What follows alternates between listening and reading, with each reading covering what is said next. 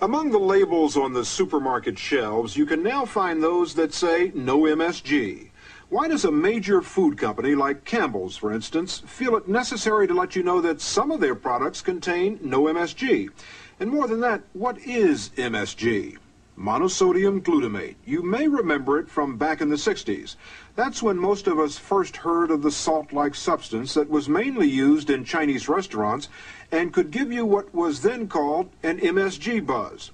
Well, as we said when we first broadcast this story last November, MSG has come a long way from your local Chinese restaurant, and today its use in food is at an all-time high. Nearly 100 million pounds were consumed last year. It's in canned soups, dry soups, bouillon, nearly all bottled sauces and gravy mixes. It's in most salad dressings and canned meats. It's even in diet foods, frozen dinners, and pizzas. Hot dogs and lunch meats have it, microwave meals, and almost every kind of snack. Restaurants, airlines, and even hospitals routinely use it, and fast foods are full of it. Food companies that use it say it's safe, and for most people it is. But millions are suffering a host of symptoms, and some get violently sick. If I eat a certain amount of it, my nose gets clogged up and my throat, and I start wheezing. Last year, Sam Kastick got so sick he had to be rushed to the hospital. The diagnosis? Reaction to MSG. When I complained about stomach aches, they did exploratory surgery. When I started to sleep a lot, they hospitalized me for narcolepsy. By the time doctors found out that Dolores Nick's problems were due to MSG, they had removed her gallbladder and appendix.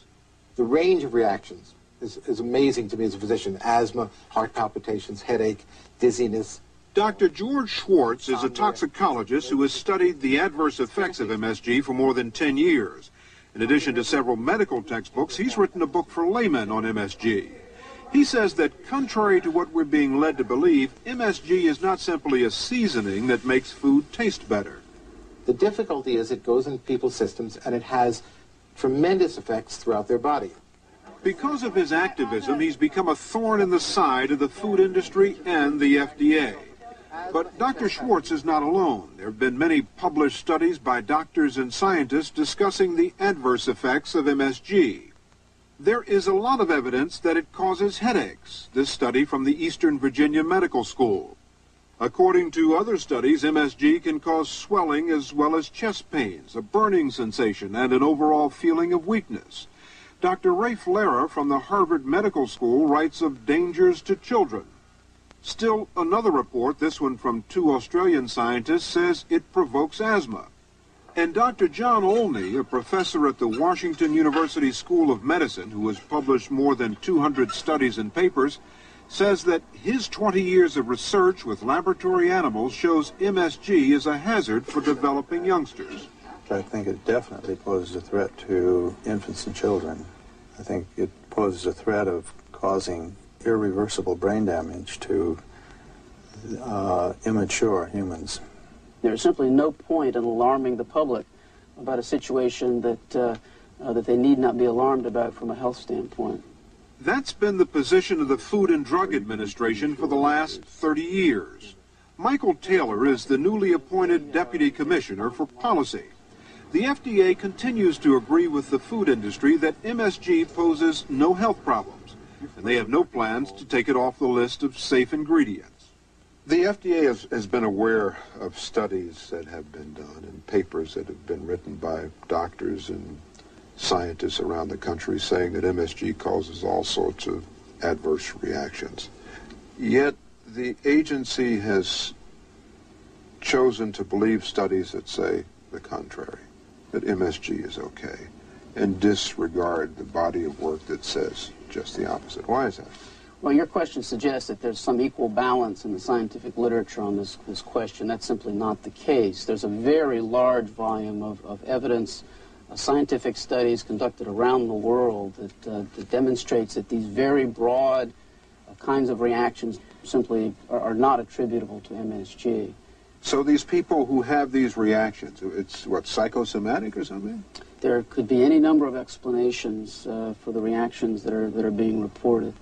Why else would someone be so devastatingly sick And when you eliminate it, you're so well. Dolores Nick's doctor told us that when she stays off MSG, she feels fine. But for years, before they knew what her problem was, it was disabling for her. I never knew when I would collapse. I knew that something was shutting down on me, but when you are just laying there and you're unable to talk, I often wondered if I was ever going to come out of it. It was terrible. It's like I'm a dynamo, really, when I stay off this stuff. So why doesn't she just stay off it? It's not as easy as it might seem. Pure MSG must be labeled. That's an FDA regulation. The problem is, a lot of food companies mix it with other ingredients. It can be hidden under a variety of different names, like sodium caseinate, autolyzed yeast. Even natural flavorings can contain it. It's always in hydrolyzed protein, and it shows up in some foods you'd never dream of, like tuna fish. So you can come into a supermarket and read the label. If you read the label on this, if you don't know that it's in hydrolyzed protein, you think you're getting tuna fish that has no MSG in it. That's right. And it has MSG in it. Right. At present, there's no limit to the amount of MSG that can be put in food. And because it's added under different names, you can get several doses of MSG in the same product. So unless you know what to look for, you could have a problem. Sam, take a look at this one. I think you can have this. Sam Kastick and his grandfather Rich had no idea that the food in their supermarket could be a health risk. Ooh, natural flavoring. Can't have that. But when Sam was hospitalized with a severe asthma attack, the doctor said he was reactive to MSG. And almost everything he'd been eating had MSG in it. Well, can't have that. Why are we hearing about this now? I mean, we used to hear what people used to call the Chinese restaurant syndrome. People would get an MSG buzz, and then it sort of went away. But now all of a sudden we're hearing about it all over again. If you look at the 1960s, when you first heard about that, probably 10 to 15 times the quantity of MSG is now being added to our food.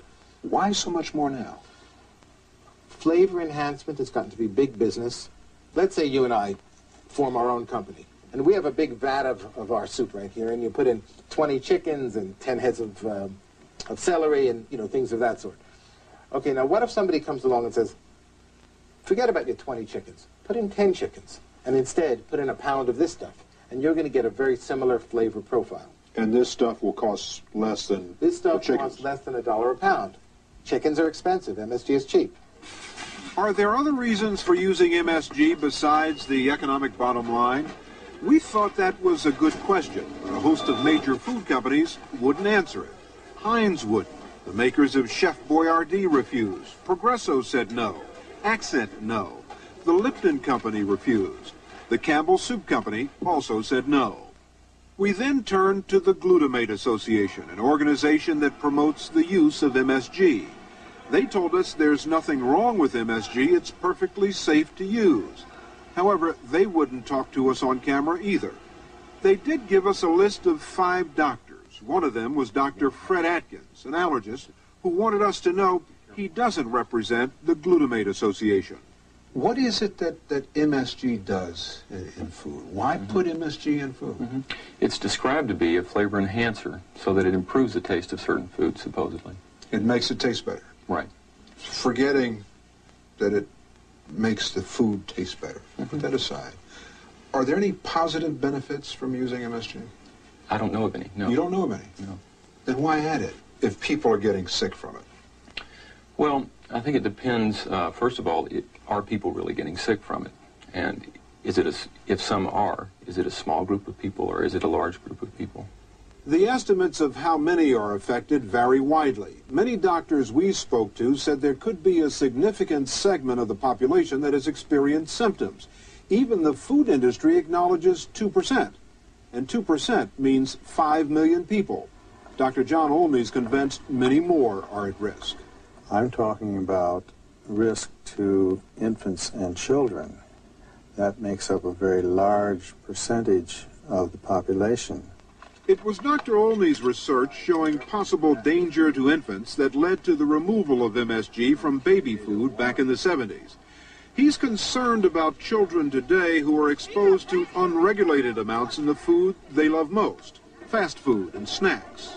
Those are mine. Leave them alone. 10-year-old Jeremy Laros had been diagnosed as hyperactive, failing in school and had been subjected to everything from drug therapy to special education programs, but nothing helped. I couldn't get my work done and stuff, and so the teachers were always yelling at me, and everybody was teasing me because when they thought that I had attention deficit disorder. Other children didn't want to be around him. Julie Laros was ready to give up.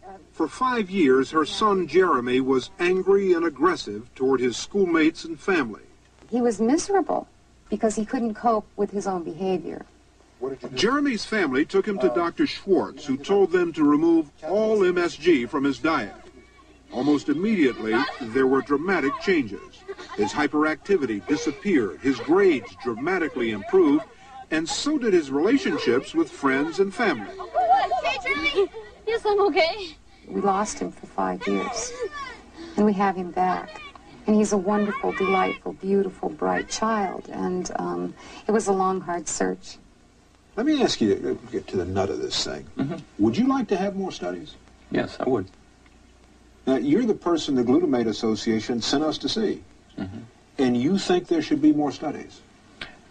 I think there should be more studies, yes, particularly in patients who complain of difficult reactions after MSG. I think it's a small group. But enough people in our population so that perhaps there's a problem that we need to do something about. At least we need to find out. I think it requires further study. Several food companies have told us that because of consumer complaints, they're removing the pure MSG from their products. But when we questioned whether they were also removing the hidden sources of MSG, they told us they weren't sure. Do consumers have a right, for example, to go to a grocery store or a restaurant and be able to know that the food that they're about to eat won't make them sick? We think the current rules governing disclosure of MSG are adequate to inform consumers from a health standpoint about the presence of MSG. Having said that, Mr. Taylor went on to announce that the FDA is about to propose a change in the rules that would require that hydrolyzed protein be labeled to say it contains MSG. But what about all those other ways MSG is hidden in foods? Will they also be labeled? You can see a label that says sodium caseinate. There can be some MSG in that. It will say autolyzed yeast. There can be some MSG in that. It can say natural flavorings. Those natural flavorings can contain glutamates, MSG. So, under the new regulation, the new law, will all of those categories have to say this includes MSG?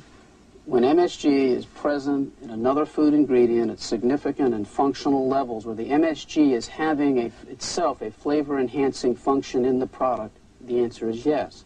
I'm not prepared to tell you with respect to each of those examples that that's the case, but that's part of what will be resolved in the rulemaking process.